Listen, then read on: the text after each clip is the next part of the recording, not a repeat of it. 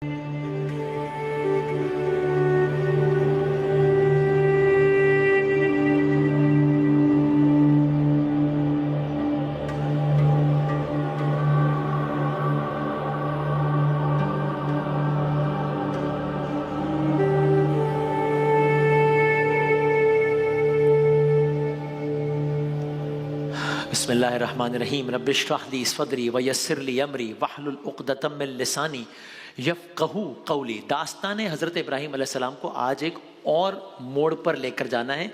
दास्तान के एक बाब को ख़त्म करना है। कोशिश होगी रोज़ाना दास्तान का एक बाब ख़त्म करके अगले बाब की जानिब बढ़ें। क्विक रिकैप, कल तक की दास्तान का यही है कि इब्राहीम अलैहिस्सलाम ने नमरूद को चैलेंज किया, बुत खाने में बुतों को तोड़ने का वाक़या हो गया। इब्राहीम अलैहिस्सलाम को उन्होंने आइडेंटिफाई कर लिया।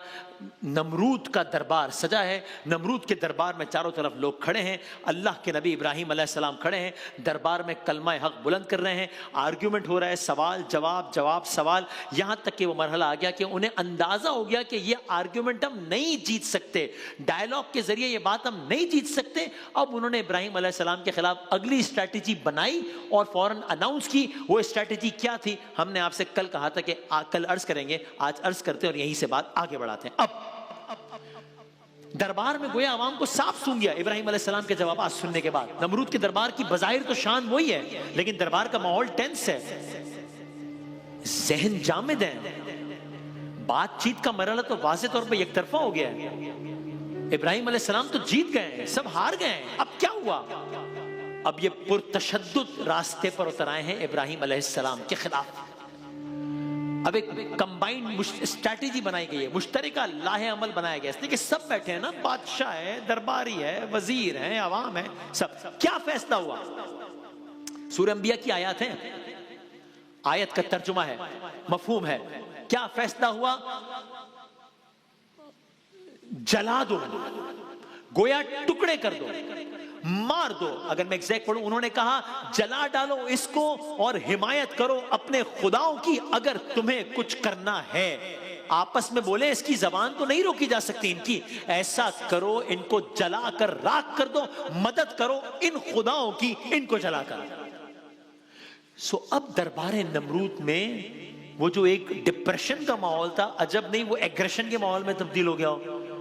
अब दोबारा सारे दरबारी, सारे खुशामदी, सब बाबा से बुलंद, सबकी बज़ाहिर जान में जान आई हो कि हाँ ये ठीक है, यही होना चाहिए, इस मामले से इसी तरीके से हम निजात पा सकेंगे। सो अब मंजर बदल गया है, अब कौम को नया लाहे अमल मिल गया है, अपने खुदाओं को बचाना है तो इब्राहीम अलैहिस्सलाम को जलाना है। अब आग तैयार हो रही है, एक तरफ पूरा दरबार है, एक तरफ बादशाह है, एक तरफ दरबारी है, गोया एक तरफ अवाम है, गोया एक तरफ पूरा शहर है या पूरा मुल्क है, एक तरफ अकेले अल्लाह का नबी इब्राहीम अलैहिस्सलाम है। आग को तैयार किया जा रहा है।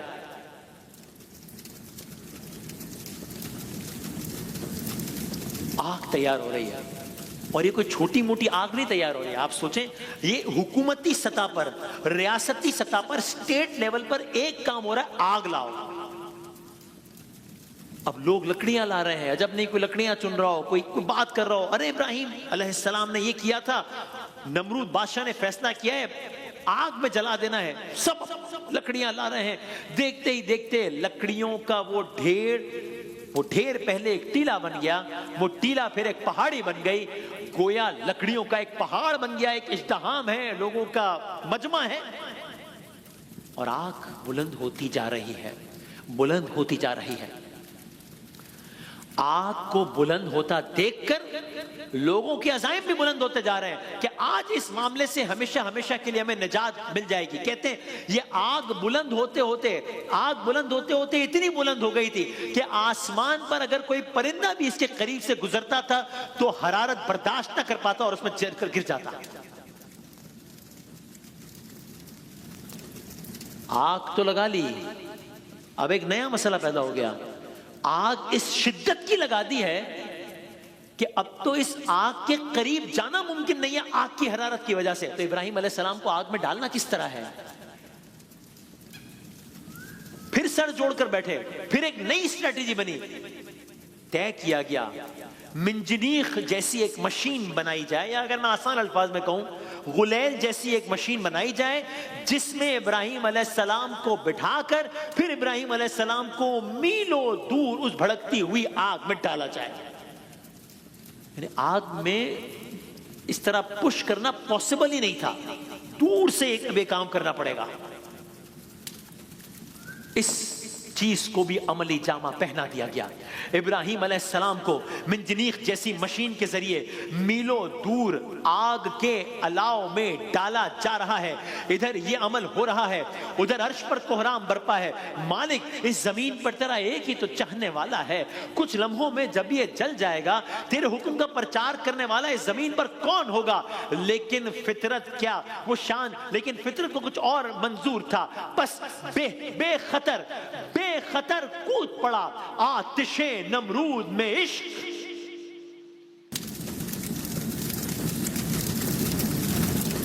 آگ اپنی پیک کو پہنچ گئی ہے. آگ کی حرارت اب ایک اگلے لمحے کو پہنچ گئی ہے. اب سارے لوگ آگ سے دور ہو گئے. ہر کوئی ڈر رہا ہے اس آگ کے تو قریب کھڑے رہنا ممکن نہیں ہے، ورنہ آگ میں جائے بغیر اس کی حرارت سے نہ مر جائیں. بس بے خطر کود پڑا آتش نمرود میں عشق. یہ بدبخت تو یہ سوچ رہے تھے کہ موت کو اتنا قریب سے دیکھ کر اب ابراہیم علیہ السلام اپنے موقف کو بدل لیں گے. نہیں جانتے تھے کہ یہ شعلے بظاہر بڑے بلند تھے، لیکن یہ شعلے ان شعلوں کے آگے کیا تھے جو دل ابراہیم علیہ السلام میں محبت خدا کے شعلے تھے. بس ابراہیم علیہ السلام آگ کی طرف جاتے جاتے ہیں، مخالفین دیکھتے جاتے ہیں، نمرود دیکھتا جاتا ہے، سوچتا جاتا ہے کچھ دیر ہوگا شعلے ہوں گے، رقص ہوگا، محفل ہوگی، جشن ہوگا. ارے ابراہیم علیہ السلام کا تو جسد خاکی بھی نہیں ملے گا. وہ سب یہ منظر دیکھنے کا یقین کیے ہوئے ہیں. اب فتح یقینی ہے، اب معاملے کا اختتام ہے، یہ منظر جاری ہے، جشن کی تیاری ہے. پر چشم فلک کو کچھ اور منظور ہے. چشم فلک کچھ اور نظارہ دکھانے جا رہی ہے. ایسا نظارہ جسے دیکھ کر سب حیران ہو جائیں گے. ایسا نظارہ جسے دیکھ کر یہ سارے چہرے جو آج خوش ہیں یہ سب پریشان ہو جائیں گے. ایسا ہی ہوا. کیا ہوا؟ آواز قدرت آئی. قرآن کریم کی آیت پیش کر رہا ہوں، سورہ انبیاء میں فرمایا آیت نمبر 69. یہ منظر ہے، سب خوش ہیں. ایسے میں آواز قدرت آئی، قلنا یا نارو کونی بردن والسلاما علی ابراہیم. اے آگ ابراہیم کے لیے سلامتی بن جا.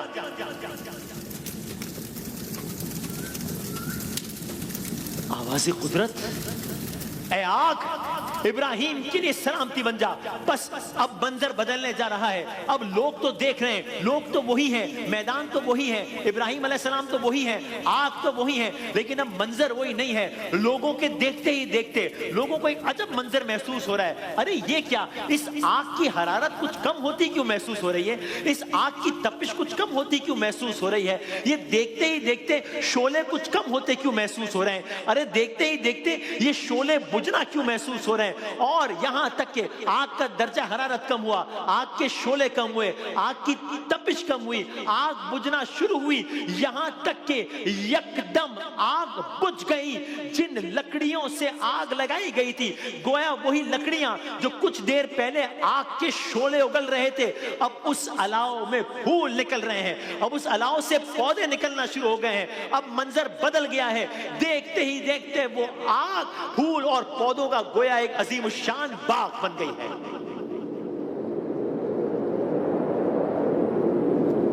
گویا سلامتی کی ہوائیں ہیں، گویا ٹھنڈی ہوائیں ہیں جس میں اللہ کے نبی ابراہیم علیہ السلام موجود ہے. نمرود حیران ہے، درباری پریشان ہے.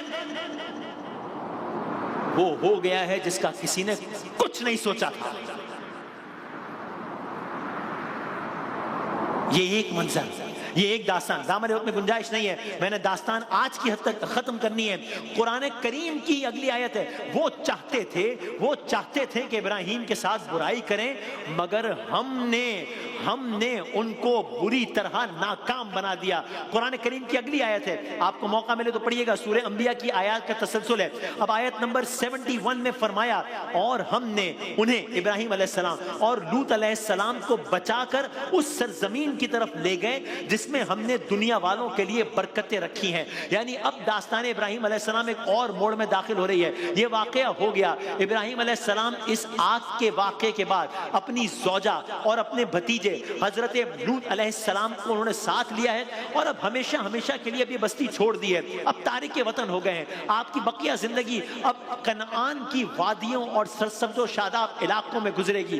یہیں پر اللہ نے آپ کو اسماعیل علیہ السلام کی شکل میں ایک اولاد عطا کی ہے, والدہ حضرت ہاجرہ, اور اس کے بعد جناب سارہ کے بطن سے ایک اور بیٹا آپ کو عطا فرمایا ہے جن کا نام اسحاق ہے علیہ السلام. کچھ انبیاء کی زندگی کا عام طور پر ایک مرکزی واقعہ ہوتا ہے. ابراہیم علیہ السلام اللہ کے وہ نبی ہیں جن کی زندگی کئی بڑے واقعات کے گرد گھوم رہی. ابو الانبیاء ہے جن میں سے ایک ابھی آپ نے سن لی, لیکن داستان ابراہیم علیہ السلام یہاں ختم نہیں ہوئی ہے. یہاں سے ایک نئے باپ کا آغاز ہو رہا ہے. وہ ابراہیم علیہ السلام جنہیں حکم دیا گیا تھا کہ اپنی اولاد کو ذبح کریں, وہ ابراہیم علیہ السلام جنہیں حکم دیا گیا تھا کہ نمرود کو چیلنج کریں. اب انہی ابراہیم علیہ السلام کو اللہ تعالیٰ نے ایک اور حکم دیا ہے, اور یہ حکم بھی بظاہر بہت انیوژول ہے, بہت انیوژول ہے. یہ حکم کیا ہے؟ کلرز کریں گے انشاءاللہ.